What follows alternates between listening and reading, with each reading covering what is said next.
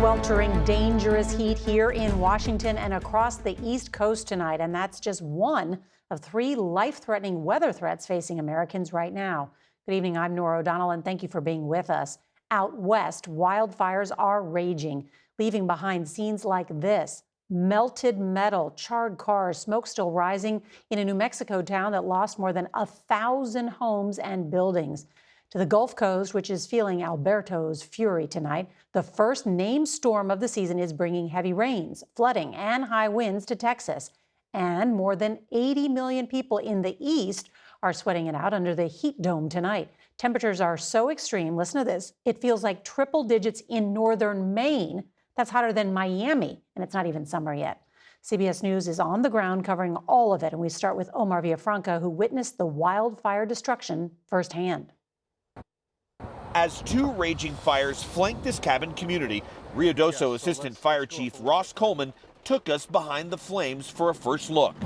Home after home burned to the ground. More than 1,400 structures destroyed. There were about 5 or 6 houses right in here, and our fire chief just lost his house. He's not alone. Roughly 8,000 people have not yet been allowed back, including Connie Loya and her husband Frank. I don't know whether we're going to have a home. We were engulfed in smoke. That scared me to death. The flames from the South Fork fire came from that way over onto this ridge and destroyed this hotel. The flames were steady but very intense, so intense that cars that were here in the parking lot started melting. You can see some of the aluminum here running off, but the fire didn't stop there. Both the South Fork and Salt fires remain 0% contained and have already torched more than 23,000 acres, an area larger than the island of Manhattan. Nationwide, wildfires have scorched more than 2.1 million acres this year, far more than the 10-year average of 1.4 million.